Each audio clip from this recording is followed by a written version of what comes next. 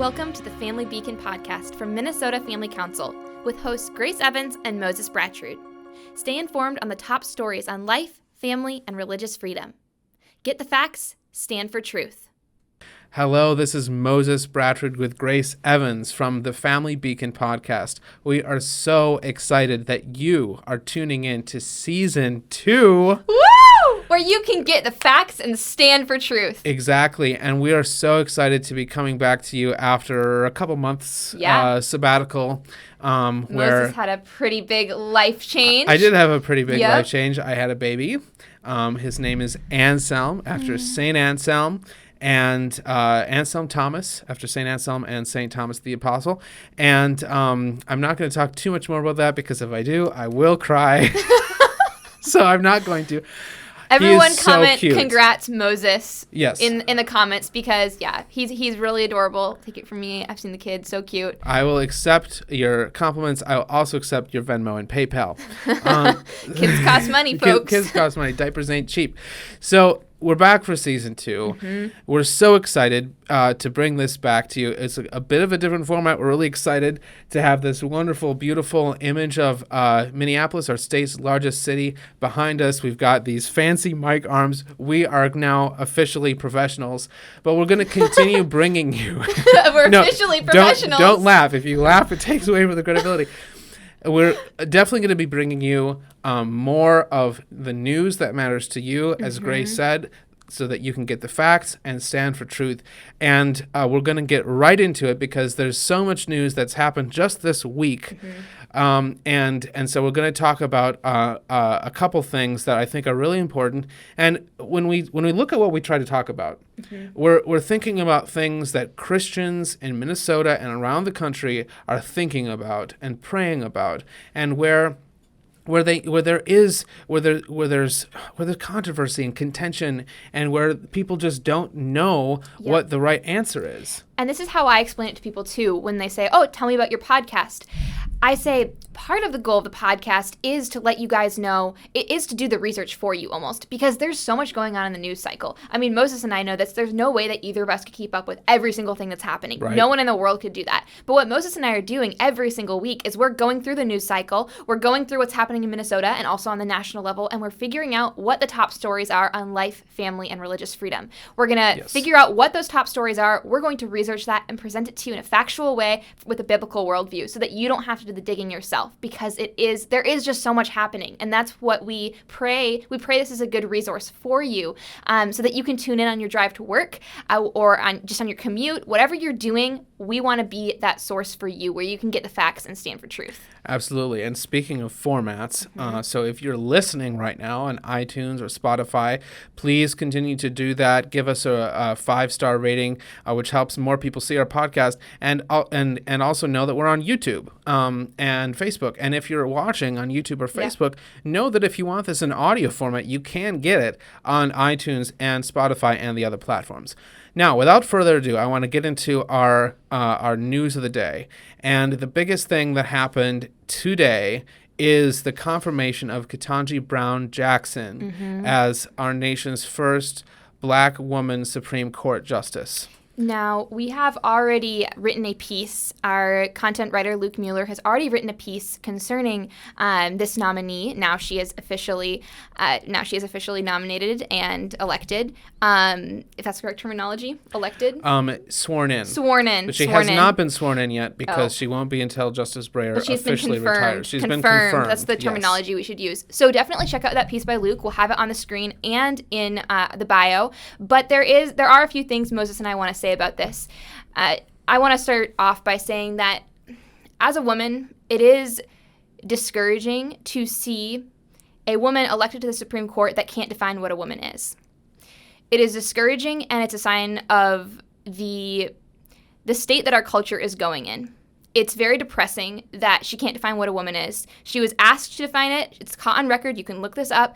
And she says, "I don't know. I'm not a biologist," which is a little bit interesting because she acknowledges that it is a question of biology, but she still can't define it. And so that's depressing. But what's equally depressing and perhaps more concerning is she was also asked, this is also on record, when life begins. And she said that she doesn't know.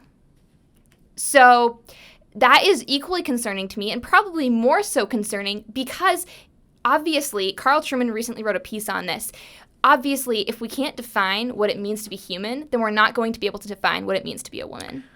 Ooh, that's a really good point. Mm-hmm. Thank you. I tweeted that out for MFC this week. Or maybe it was last week. Nice. The president of my school, Joe Rigney, has been talking about that a lot. Is one of the biggest problems in our culture right now is we don't even know what it means to be human. And I think that's something that we can take away from this is, unfortunately, she can't define what it means to be human. She can't define when life begins. She can't define what a woman is. And this is all stemming from the confusion in our culture. And unfortunately, this is something that the White House of the United States is endorsing. Clearly, President Biden has endorsed her. And it is very concerning. It's concerning, and we should be concerned about that. Grace, I just love what you just said. Maybe one of our goals for this season is not just to bring you the facts about the issues that matter, but also to help redefine what it means to be human. But seriously, like you're so right, quoting Carl Trueman there, to say that our culture is confused, and until we know what a person is, we won't know what a woman is or what a man is. I mean, we've talked a little bit about masculinity on this podcast and how masculinity is under threat in the same way that femininity is. And but I just love that point that deep down the real confusion is about the Imago Dei. Absolutely. It's about whether we are essentially just hairless apes, or are we made in the image of an omnipotent, all-wise creator God who loves us and who made the world for us and then redeemed us from our sin. Okay, so this is a Christian podcast. I don't know if you're picking up on that. But seriously, so the positive vision for this podcast, I think, could be summed up in what Grace just said. We want to show you, what it means to be human. What it means to be human according to the God of the Bible, who has given us this text so that we can know what it means to be human, what it means to have a truly fulfilled life. And those things are to be found in the gospel. Yes. And if we know what it means to be human, then we're going to have this lens where we're looking at culture, and we're going to be able to answer other questions about culture. But if we can't even answer one of the most fundamental questions, what does it mean to be human, we're going to seriously struggle in other areas. And that's why I'm very concerned about her being about to be sworn in. Moses, do you have any other thoughts on this nomination? And I think, I'm torn because on one level, I certainly am excited. I think it's good to have a first of anything on the Supreme Court. Clarence Thomas was the first. It was the second black man to be nominated to the court. That was a moment of I think something to be really excited about. Amy Coney Barrett was the first mother of young children to be nominated to the Supreme Court. I think that's good. I think Kentanji Brown Jackson also has relatively young kids, and I think that's great. Honestly, it's like she seems like a nice person. I don't want to let the partisan gridlock keep me from affirming that. And yet, as Grace says, I am concerned. And I even saw a conservative organization tweeting out, congratulations, Judge Brown Jackson, Justice Jackson, I think she'll go by. We hope that you'll rule in favor of the Constitution, and that's what I would say. Like, can we just have justices who will uphold the Constitution? And yet, I don't want to. I don't feel too confident that she will. Yeah, I don't want to rain in the parade. Unfortunately, but exactly, like if what does the First Amendment mean if you don't know what a woman is? Exactly. That's exactly where I was going to go with it. If she can't define what it means to be human, how can we believe that she'll be able to interpret our Constitution? Right. So Justice Jackson will join the Supreme Court at the end of the court's current term. So, Moses, why don't you go ahead and tell us about this bill that is seemingly rocking the nation, the Don't Say Gay bill? Yeah, so this is a Florida bill which was passed into law and signed by Governor Ron DeSantis, and it's officially called the Parental Rights in Education Act, but it's quickly gained the name the Don't Say Gay bill, and that's a name given to it by its opponents. Now, we're going to talk about the bill today, and we're going to talk about what it says, what it doesn't say, and then you can be the judge of whether you think Don't Say Gay is a fair title for what this bill is actually describing. So it's a bit of a longer bill as pieces of legislation go, and I'm just going to read one short segment from the bill as to what this actually is, what it actually does. Okay, because there's a lot of misapprehensions. So I'm actually looking at flsenate.gov. I'm literally looking at the text of the bill. And I can guarantee you most people talking about this bill haven't actually read the bill. That's true. So that's something to keep in mind. Make sure you read it for yourself. And it's only 7 pages long. When I say long, I mean long compared to other state statutes I've read. But it's really, anybody can read it in 10 minutes. Okay, so Section 3. Classroom instruction by school personnel or third parties on sexual orientation or gender identity may not occur in kindergarten through grade 3 or in a manner that is not age appropriate or developmentally appropriate for students in accordance with state standards. So that is the clause of the bill that's attracted the most attention. Now, there's also clauses, and Grace might talk about this a little more, that give parents more control over what goes on in Florida schools. And I just have to say, this is an amazing bill because many parents are concerned, and I think we're seeing this. We saw this last fall in Virginia, and I think we're going to see this fall in Minnesota as well. We're seeing parents rising up because they're really dissatisfied with what is being taught in public schools, whether that's critical race theory or whether that's comprehensive sex education, gender identity. So this bill particularly addresses that, and I think it's really interesting that anybody opposes this bill, or at least this portion of it. Who is in favor of talking about gender orientation and sexual orientation and gender identity to kindergarten through third graders? Yeah. Now, who would be in favor of that? Although this reminds me of a conversation I had last year with a mom in Richfield, and she was calling me about the Richfield public school sex ed curriculum. Okay. She had been talking at the playground with another mom, a Somali woman, and she was just in tears over what her daughter was being taught. And that's a long story. I'm not going to go into it now, but I was sent the curriculum, and I have access to it. It's a public domain resource. They just want every school to use it. And it's a first grade thing, and it literally is talking about gender identity and how you can know what someone's gender is. And it's absolutely absurd. So yes, there are people who want to teach kindergartners about gender identity and sexual orientation. And that's so inappropriate that it goes beyond any type of partisan. And we wonder why children are so sexualized in today's culture. Well, exactly. Yeah. Like, right. That's another point. Like, what is the end goal of trying to teach kids this type of material? I don't think it's going to help them with their standardized test scores or their ability to socialize and other things that you want kids to learn in school.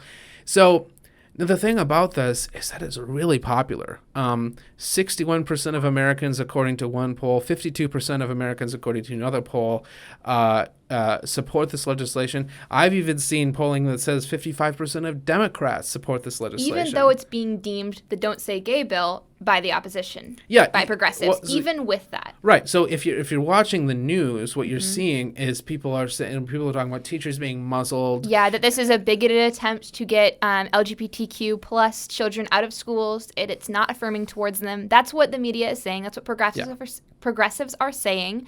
However, it just is not reflective of what the bill actually says. So I saw today a story about a Florida school that is taking down the rainbow stickers off of the elementary school classroom, out of the elementary school classroom, and I just thought, based? I mean, so if it had, like, I actually am in favor of when you have the rainbow in a classroom and it's not in reference to Noah's flood, then it is in reference to something that young kids are not developmentally capable of understanding, which is to say the LGBTQ spectrum. That is something that should not be taught to elementary school students. And that's not a radical opinion. Parents are the ones who should be, if they feel that a conversation needs to be had about those topics, then parents should be the one doing it, not schools. This is exactly what I was going to say. Parents, for you listening or watching this, you are the very best educator for your child. You are always going to have the best interest of your child at heart. The government will never have a better interest for your child. The government doesn't care more about your kids than you care about your kids. You care about your kids so much. You birthed that child. Women, you birthed that child. You care so much more about your child than the government. And dads, you and you dads, as well. dads, you matter too, of course. But as a woman, I'm speaking to you, mothers. So mostly this bill is about limiting the district's power to do things without parental consent. So there's a big emphasis on this bill, Moses, about upholding parental rights, which, again, who would disagree with upholding parental rights? It seems like something everyone should get behind. And that is what the polling is showing. As Moses has stated, most people are backing this. I want to talk quickly, Moses, if you're okay with transitioning here, about what people are saying about this bill a little bit more. I know absolutely. We've covered it a little bit, but I want to talk about the White House's response to this bill. I'm going to go ahead and roll a clip for you. It's going to be of Jen Psaki, who is the White House press, what's the term? Press secretary. Press secretary, thank you. And I'm going to go ahead and roll that clip right now. Because I think this is a politically charged, harsh law that is putting parents and LGBTQ plus kids in a very difficult, heartbreaking circumstance. So here's what the White House is leading on. This is their messaging, Moses. They're saying that it is a politically charged, harsh law that is putting parents and LGBTQ plus kids in a difficult and heartbreaking circumstance. That's misinformation if I ever did hear any. Yeah. Am I right? I mean, what this bill ultimately is trying to do is to protect parents' choices. Everyone should get behind that, right? And so the fact that the White House is coming out and saying that it is heartbreaking to protect parents, to protect against potential grooming of children that are in kindergarten through third grade is almost Orwellian. You know, 2 + 2 = 5 in today's culture.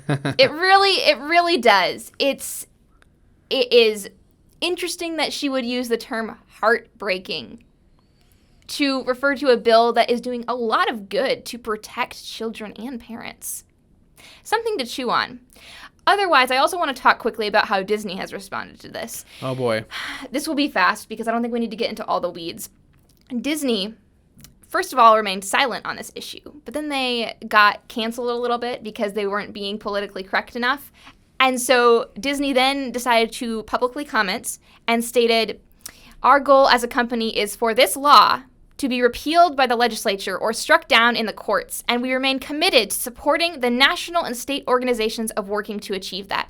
We are dedicated to standing up for the rights and safety of LGBTQ plus members of the Disney family, as well as that of the LGBTQ plus community in Florida and across the country." So clearly this is an act of virtue signaling. Because they didn't even come out and comment on this until they were called out for not speaking up about this. They've also vowed to donate $5 million to organizations, including the Human Rights Campaign, that all work to promote LGBTQ plus rights. And so the point I really want to drive home here is the misinformation that the media and progressives are pushing with this bill. That's, I think, what this is coming down to. Because, again, most people are supporting this bill. It's progressives that aren't supporting this bill. They're not supporting it because they're reframing this with euphemisms, and they're trying to make this sound like it's attacking parents and attacking children and attacking teachers, when really it has the best interests of every child and every parent at heart. That's so true. And so, ultimately, we need to imagine what would happen if there are lots of radical abortion legislation bills that are currently being pushed in many, many states. Imagine if Moses and I came on here and started calling those bills the "let's murder baby" bills. Imagine if we did that. I mean, it would be logically consistent because those many bills are trying to push baby murder. We're not going to do that. We're going to use the terminology that the bill is using. We're going to call the bill by what it is. And I just wish that the opposition would actually use regular terminology and stop twisting language. Unfortunately, that's what they're consistently doing. That's exactly right. I had a conversation about this bill over Facebook with a progressive friend of mine. He posted a meme. It's that meme, where a guy's holding hands with a girl, but he's like looking over his shoulder at another girl. And so so the guy was meant to be Christians, and the girl he was holding hands with was following Jesus' commands, like loving each other. But the girl he was looking at was killing trans kids or something along those lines. And that's where the euphemisms come in and the perverting of what the bill actually does. Exactly.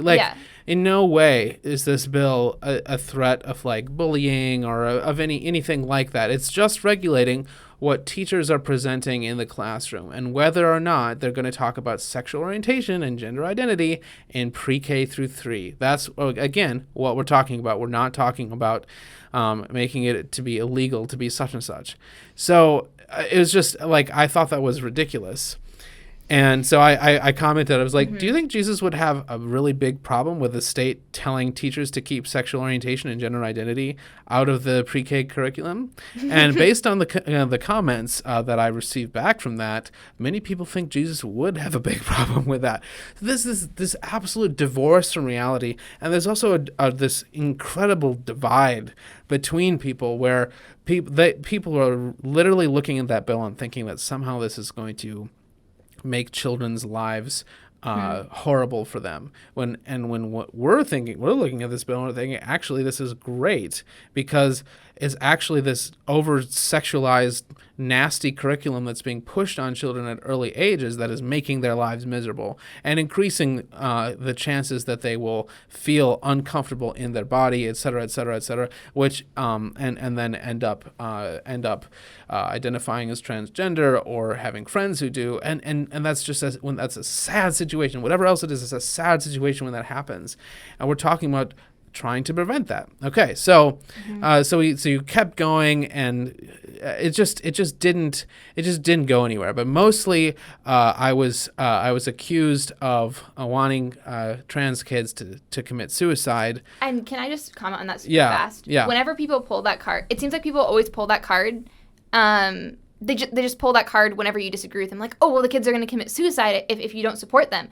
Well, Moses and I have both read Irreversible Damage by Abigail Schreier. Is that where you're going with that? I don't want to steal your thunder. Okay. Exactly. You go ahead and... If I can say. So I responded, like, if the argument is if we don't affirm these kids, they're going to kill themselves. So first of all, that's incredibly drastic. And there's a fallacy where you say, well, the thing that you're proposing would lead to consequences so drastic that nobody should ever consider it.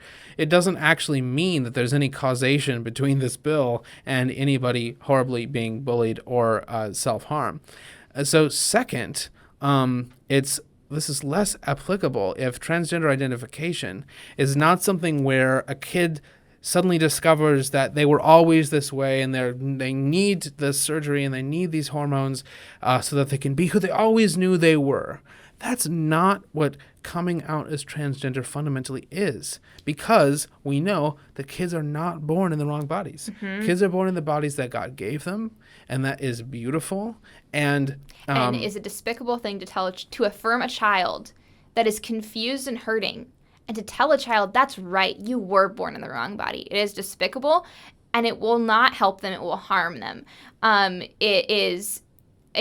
have been many studies that have gone on to show that most children who undergo dramatic, life-changing mutilation of their bodies or undergo just testosterone, whatever they're doing, whatever is happening to their bodies, these treatments that truly are going to create irreversible damage, as Schreier argues, do not turn out happier. They do not turn out accepting of this new body. They actually more often become more depressed, become more suicidal, and wish they had never undergone these treatments in the first place. And that's exactly what the book argues. Yeah. So the and like if this is how you always were, if you're just discovering this true identity that you always had, then that would be permanent. But instead, as Grace said, we see many people desisting, I think the term is, where people are no longer identifying as transgender even after they've gone through the surgeries and the hormone treatment, etc. And so I think that just shows you that what's actually going on is much more like a social contagion, like when anorexia or something like that is tragically spread among a peer group of often middle school girls. And that's exactly what's happening, what Abigail Schreier documents in the book. That's what's happening. It's not that these kids are discovering their fundamental identity. It is a contagious thing. And what we're talking about with this bill is lowering the chance of that actually affecting kids, especially in the elementary school, demographic. And I just think there's a reason why a majority of Americans are in favor of this. It isn't some type of radical social conservative nut craziness. Read the bill for yourself. Yes. We'll have it linked. Read the bill for yourself. Come up with your own conclusions, because ultimately Moses and I can read you the bill. We can read you an excerpt from it. We can tell you our thoughts on it, but we want you to be informed. We want you to listen to this podcast, and we want you to do the research yourself. Read that bill if you're concerned. Read that bill and see what it actually states, because ultimately you need to make sure you're doing your own research. That's right, and you will see, I think, that the bill is not some kind of attempt to abuse children or something, but rather just an attempt to, one, give parents control over education in Florida, and two, prevent kids from being exposed to concepts that they're not ready for in K through third grade. Yeah. I think that's the fourth time I've said that. Well, I think we have to keep in mind, who are the radicals here? What's the progressive thing? The progressive stance is to believe that you should be telling kindergartners through third graders that there isn't an objective reality and that you are free to decide your biology. That is the progressive position. Which is hilarious, really, but also in a dark way. Tragic, really. That's we've come to this. I mean, it goes back to KBJ being nominated, Justice KBJ, I should say, being nominated and not being able to define what a woman is. It all ties in, unfortunately. It all ties in. Moses, do you have closing thoughts on this story? You know, this isn't really original, but the transgender ideology reminds me so much of The Emperor Has No Clothes. Like everyone says that, but it really, I read that story with my daughter, and it's so funny. Like the way that the story is told in that fairy tale collection. This wily tailor is like, I'm going to give the king something that nobody else has. And he says, look, my king, look at these gorgeous clothes. Now, but the thing about them is that fools can't see them. And the king can't see them, but he doesn't want to be perceived as a fool. So he pretends to be wearing the clothes. And then he gets everyone else in his court to pretend that he's wearing the clothes. And then he walks through the streets of the town, and everyone gets the message, and they're saying how beautiful the clothes of the king are, and then suddenly a little girl is like, the king's naked. And my daughter always finds that funny. And like that is what we need, the simple wisdom of children, and who fundamentally understand that there's a difference between girls and boys, that girls and boys are two different things, that one cannot become the other unless they're taught otherwise in schools, which is why it's so important, why what is taught in schools is important. We have to have people in our culture that are willing to state the simple truths that are reflected and most fundamentally rooted in God's word. Because if Christians aren't willing to stand up and to say the thing that's going to get them hate, it's going to get them flack, but ultimately is loving, because truth is loving, our culture is going to continue down in this slippery slope. We need people to rise up. We need every one of you to rise up and to be unafraid and unabashed to say a woman is a woman, a man is a man. Thank you, Grace. Speaking of rising up, a group of pro-life activists rose up recently, and they did something very courageous, and in return, they were arrested. Can you tell us more about that? So there's a lot of misinformation floating around about these stories. There's a lot going into this. I'm going to hopefully give a broad overview. Basically, there are multiple different events that have happened. The arrest that you referred to, I've read a few different sources. I think that happened either a year ago or a few months ago, but I don't think that anyone has actually been arrested currently. Have you read something otherwise? I think the arrest happened recently. Okay. And then last week or the week before, and then those people were, I think they might have been charged. They're no longer in jail. They were released. Okay. Yep. So no one currently in jail. But I want to give you an overview of something terrible that has happened in D.C., in our nation's capital. Last week, the bodies of 5 children aborted late in gestation were turned over to the Washington, D.C. police by pro-life activists from an organization called the Progressive Anti-Abortion Uprising, which is an interesting name. Mm-hmm. Really interesting to see that progressives are rising up against abortion. Mm-hmm. And many medical experts have insinuated that these 5 children may have been killed by illegal methods, meaning these children could have been aborted, could have been killed outside of the womb. These children could have been illegally killed. However, D.C. authorities are refusing to investigate their deaths, Moses. They're refusing. Sickening. I want to give a little bit more context to this. This is live action reporting where I'm getting this information from. Again, just so you know, not only were these 5 bodies of children found, 115 bodies of aborted children were actually obtained from a truck driver outside of the Washington Surgery Clinic. Oh my goodness. These bodies of children were found by these pro-life activists, the Progressive Anti-Abortion Uprising group, and they then, after talking with the truck driver and asking if they could, if they asked what was inside the boxes, the truck driver said he didn't know. This group said, "We think that it's aborted children. Will you give us a box?" And he said, "What will you do with it if you take the box?" And they said, "We will give them a proper burial and we will give them names." And so he allowed them to take the boxes. And then the pro-life activists did hold a mass and burial for the 110 first trimester babies that were brutally murdered by abortion. However, they realized there were 5 bodies of babies that had been found that were aborted in a late-term gestation. And can I break in here? Yes, go ahead.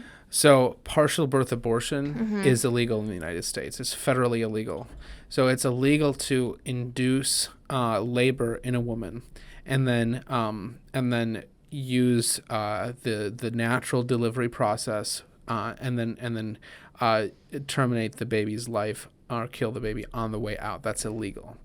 And yet with late-term abortion, that was once a relatively common method of performing an abortion.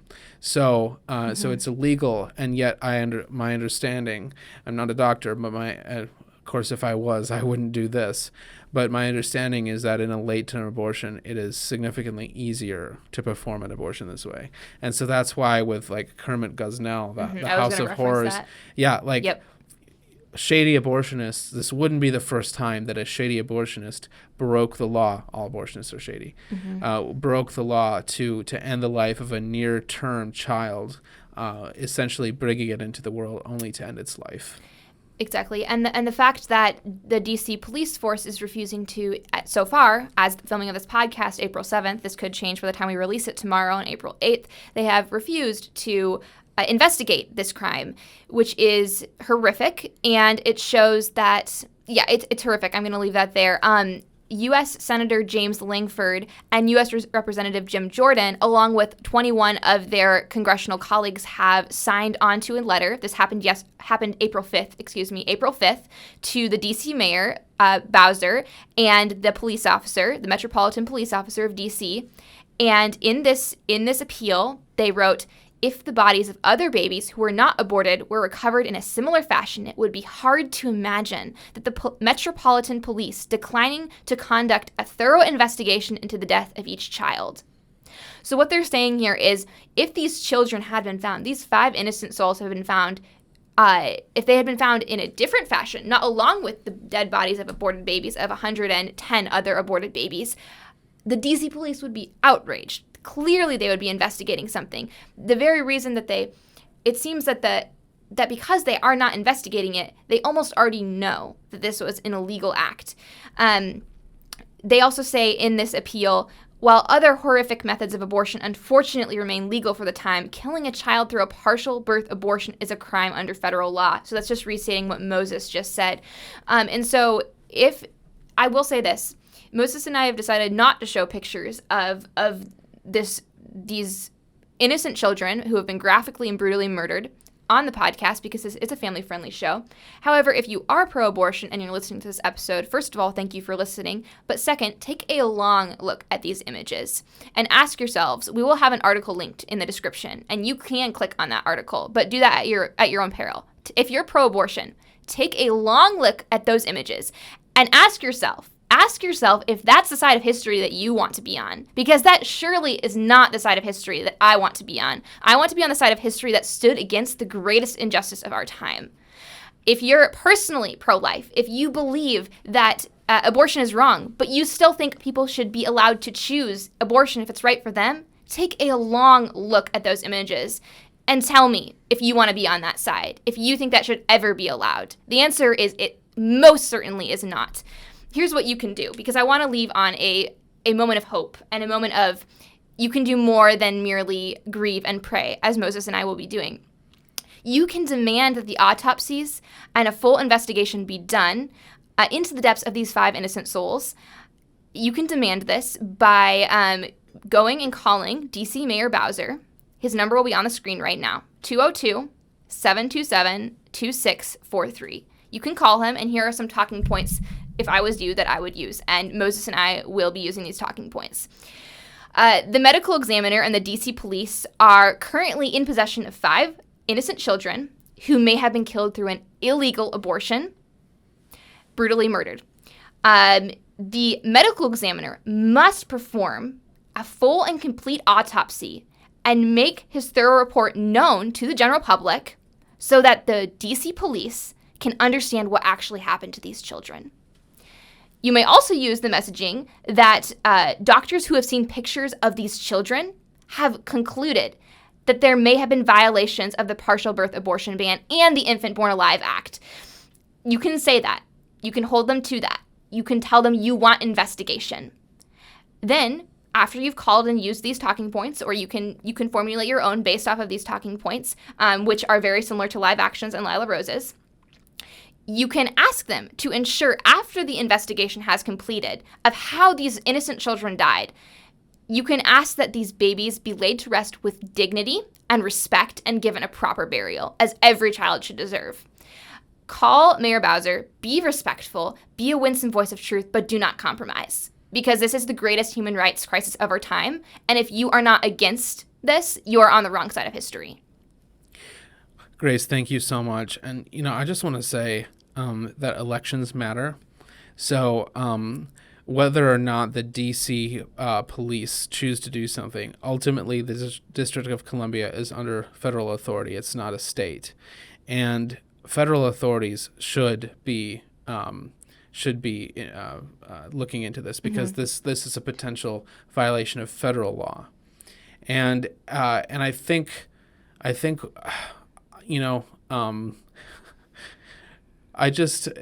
sad to think that I'm pretty sure that if Donald Trump was president, there would be an investigation already. The FBI and the Department of Justice, they do things like this. If bodies turn up, it's their job to figure out what happened and bring those responsible to justice. And yet, because those babies, these bodies were people who were just recently in the womb, we're not going to see that from the Biden administration. I mean, I hope I'm wrong, but I don't the Biden think administration can't even define what a woman is or when life begins. Right. All they know is that they have power and that they're going to stick onto it as long as they can. And so that brings us to the end of this episode. We discussed, first of all, the confirmation of Kentanji Brown Jackson to the Supreme Court of the United States, the so-called Don't Say Gay bill in Florida, and finally the tragic discovery of 5 babies. I was about to say preborn babies, but these are babies who were born and then who were exterminated outside of the womb, potentially. And again, we're bringing you this information not because it's some type of political point scoring. It doesn't matter what party is behind this. And we're also not bringing this to you so that we can try to make you sad or something. Right. We're bringing this to you because it's the reality, and you need to be informed on what's going on in our country. Otherwise, if you're not informed, how are you going to be able to rise up, speak up, and defend the values that you hold dear? I think, I'm going to be asking candidates running for office in my area, what are you going to do to make sure things like this don't happen in Minnesota? Absolutely. Yeah. That's the number one question I will be asking candidates. Right. So life matters. Elections can give us leaders who will protect life, and they can give us leaders who will not uphold the sanctity of life, as we're seeing in D.C. with Mayor Bowser. And so chew on that as we go into the weekend. We're so glad that you guys have tuned in to this first episode of the second season of the Family Beacon podcast from Minnesota Family Council. I want to say one more thing, which is that if you have any teenagers who are interested in learning how to excel, Yes. we have our lead summer camp, and we've talked with the director, Patience Griswold, on the program here before. There's only a few weeks left to get the early bird discount for that summer camp, which is July 24th to 29th at the University of Northwestern here in St. Paul. And so please do look into that program. It's a way for your teen to learn how to lead in every aspect of life. And it's just an incredible worldview building program. So on that note, I'm Moses Bratrud. This is Grace Evans. Thank you so much for watching or listening. Have a wonderful rest of your day.